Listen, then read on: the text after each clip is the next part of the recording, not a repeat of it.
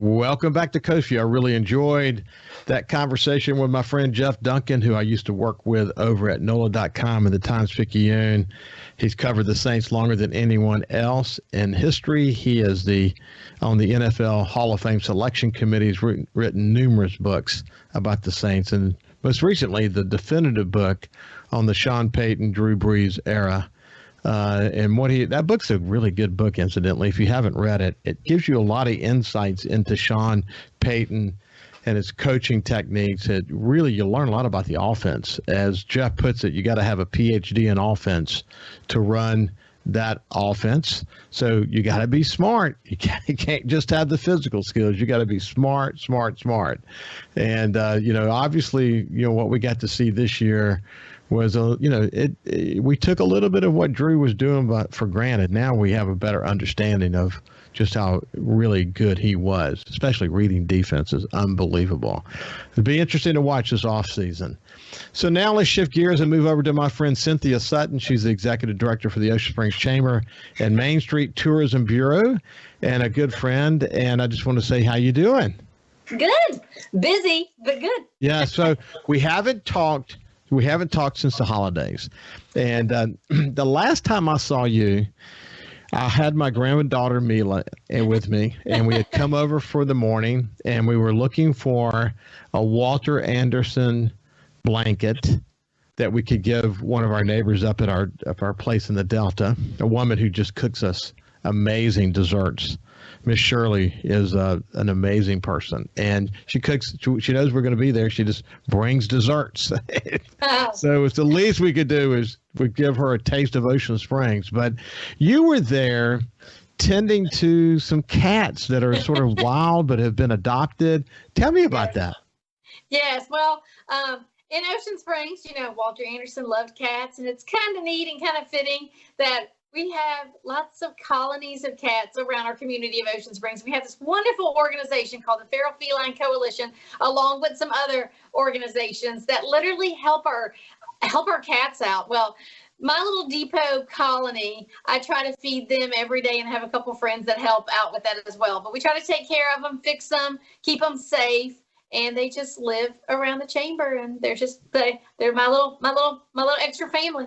It was your day off, I remember, and you had come over there on your day off. I think a building had been torn down. They're going to do some construction there, and it kind of shuffled the deck a little bit about where the cats were living. It did, yeah. Like I said, we have a lot of little cat colonies, and this little cat colony lived right across the street from the chamber underneath the Bayview Gourmet restaurant.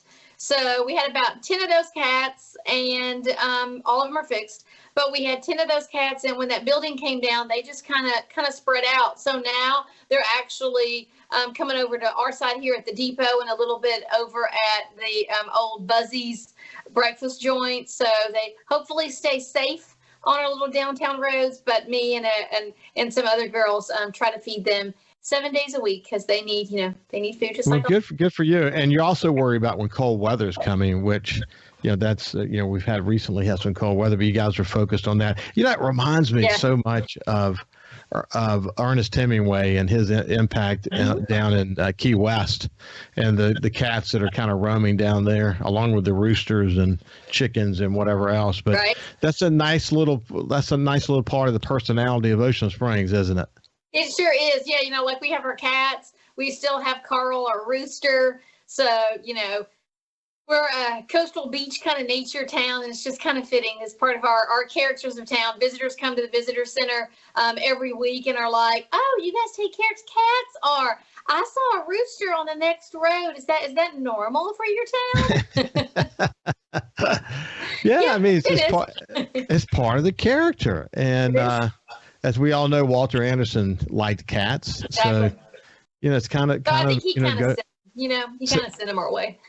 Yeah, for sure. There's a lingering impact of his incredible contributions to art and philosophy and poetry. And I love spending time with my friend Robert St. John's, who recently did the book that's for sale all over the city. The book on Walter, the definitive book. What an incredible book! And then, of course, worked with the collaborator on the documentary, which is incredible. I've watched it probably 5 times because it gives you incredible insights into this multifaceted man who is Walter Anderson. It literally gave his life, at the detriment to his family, even gave his life to art in pursuit of, just continuing to evolve his craft. Yep. I mean, truly remarkable man, wasn't he? Mm-hmm. Yes, he was. I mean, we're very honored to have the Walter Anderson Museum of Art to, pay homage to his story and his history. And, people are, it's neat that we're just constantly rediscovering new things. And with the book and the film that came out, and to see how the family just took to it. And, some of them, when they watched the video, I heard the stories that they just cried, just to be a part of it. It's a very cool family, a very cool artist that we are very fortunate to have a part of Ocean Springs. And people don't understand sometimes how nationally known he is. And right here in Ocean Springs, we have his legacy. So that's really cool. His legacy, for sure. And what I have said about the book and about the documentary, that it will have, my estimation on this is that it will have the same sort of impact as the George Orr book that was done, and the way that it sort of touched, art collectors in New York, and exactly how the rest is kind of history after that. I think that Walter Anderson too will, and his unique approach to art, will be introduced to people around the world in ways that we don't fully appreciate now. And I think it's going to help make his work, which is already incredibly dynamic and interesting, even more popular.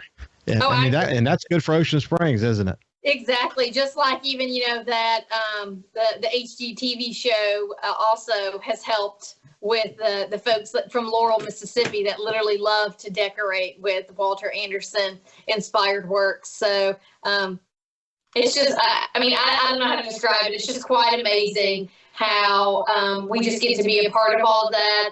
And, he was just doing what he just did every day. He was just living, to him, his normal life.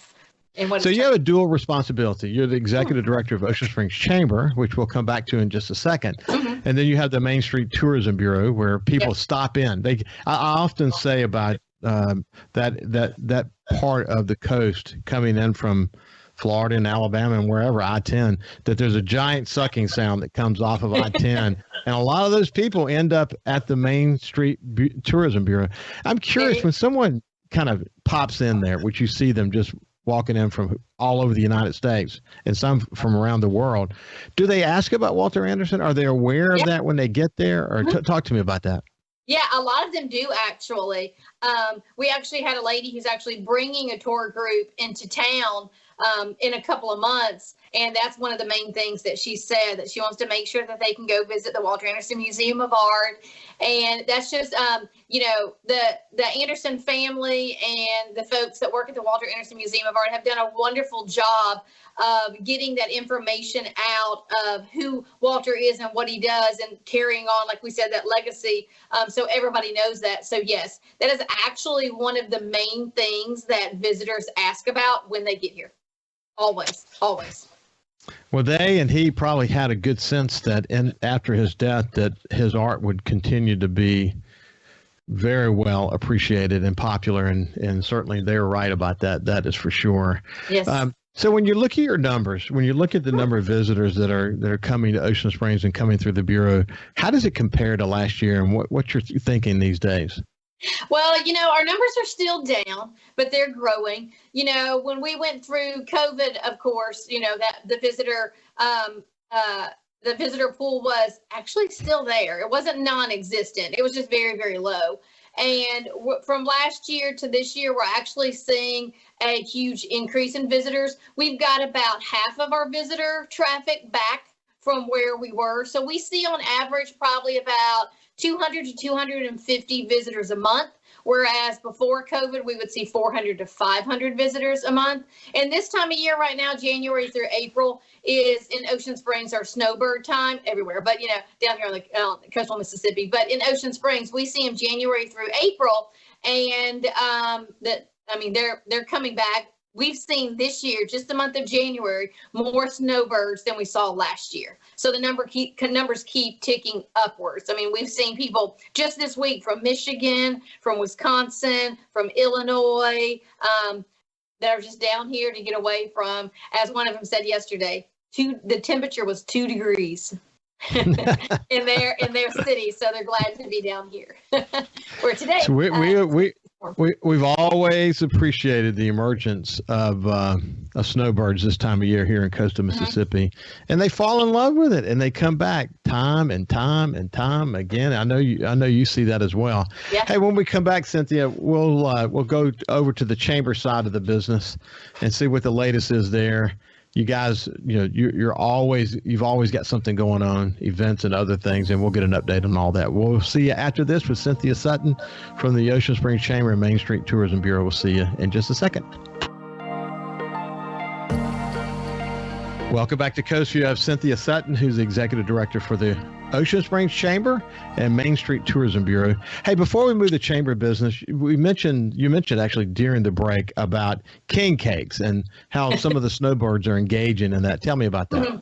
Yeah, it's really cool. So we started a few years ago an annual king cake contest that, of course, happens during the Mardi Gras season in our visitor center in Ocean Springs. And the purpose of it is to help educate our travelers that come through on what Mardi Gras is. And just recently I'm just kind of telling some kind of stories a little bit of the folks that we've had in to taste our king cakes. They get to vote for their favorite. And of course, we give an award at the end of the season to our local bakery or restaurant that has the coolest king cake treat, as I'll call it. It doesn't have to be a king cake, but something Mardi Gras inspired. But we've actually had some visitors recently that have come in and kind of helped us kind of prove what the purpose is of the contest. We had this wonderful young lady and her daughter that just moved here a year ago and knew about Mardi Gras, but had never tasted a king cake. So her and her daughter are coming in each week through the season and together tasting king cake for the first time ever. We've also had a couple from Michigan that has come in and they said, we know the history of a king cake, but we've never tasted one. So we're kind of giving those travelers opportunities to kind of learn more about the season and, of course, support our local restaurants with the king cake contest. That's so cool. And, king cake is like gumbo. They're so different. Each one depends on who makes it, Yeah. Oh yeah, we have king cakes, with the different fillings in it, to the traditional king cake, to the potato nut donut, to Quakes even makes a king cake ice cream. Ocean Springs Daiquiri Factory makes a king cake drink. So all kind of cool kind of ways people kind of celebrate the season here. So what's top of your agenda on the chamber side of the business these days?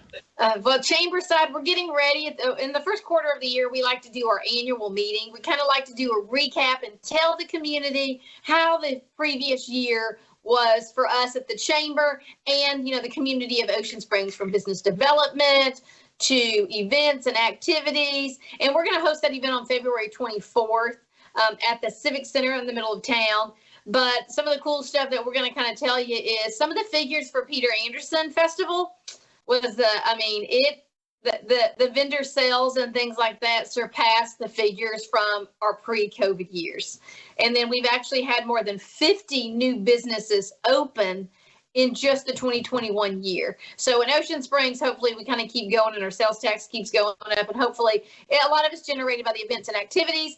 And we have a full year of events and activities that we are hosting or partnering with some of our businesses throughout the year, including the Spring Arts Festival. We've created 2 new networking events. We host breakfast with the mayor. That first one will be in February, but we're also adding Cappuccino with Cops in May to hear from the police chief some information to the public. And then we also have Frappuccino with Fire that's going to be on March 2nd, and that you'll hear from Fire Chief McCoy. So this is kind of a way that our community can hear from some of our folks that, we feel are very important within our community that make a change. The fire department just developed their new training tower last year. The police department always works hard and honors some of their main people that really, I mean, some of the stories that you hear that our police and our fire go through, even in the community of Ocean Springs, that people don't get to hear about, is definitely amazing, astounding. Something we definitely want to kind of share their stories a little bit more, that they protect and serve and help our community. So those are just some of our events in the first quarter. That's okay. Yeah, actually, in my recent conversation with Mayor Kenny Holloway, he actually mentioned working with you. Mm-hmm. He hit the ground running, didn't he? Yes, definitely. I'm so glad, that he just came in, and he's from Ocean Springs. So he's, always kind of had a part of the Ocean Springs community. So he just kind of rolled right in there. And as I kind of like to say, even with kind of people here, and what we do in Ocean Springs, just kind of threw him in there, and you just kind of learn and go along the way. And he's already done some amazing things in the community, some art projects that he's going to put into place, and some cool things that really fit with the character of town. So that's cool. Well, I think the fact that his long association with A.J. Holloway, the long tenured mayor in Biloxi, the fact that he was into real estate. He was an entrepreneur. He did different kinds of businesses, but obviously more recently was in the real estate business. Mm-hmm. I've always said that gave him a competitive advantage in a way, because he understands the value of land. He understands how to create value in land. And since he's from Ocean Springs, he knows the sensibilities related to that, the sensitivities related to that. And he knows there's a lot of voices involved in the democracy in a place like Ocean Springs, which that's good. I mean, that means that the outcomes are going to be better ultimately. But he seems to really be enjoying himself. Oh yeah, he does. For the king cake contest, we brought him a king cake and the ice cream this week for him to try out. So we're throwing him in a little bit of everything that we do. So, it's really fun to work with Kenny Holloway. We had a big Halloween event in October, and he even dressed in full costume to be a part of it. So I'm not surprised by that. He's such a good sport. I've known him for many years. Mm-hmm. Hey, listen, Cynthia, we're running out of time, but thank you for the update from the Chamber and from Main Street Tourism Bureau. And we'll check in with you soon in a few weeks. You bet. Sounds good. Okay, you bet. So anyway, this has been Cynthia Sutton. Have a great day. Have a great weekend. We'll see you on Monday.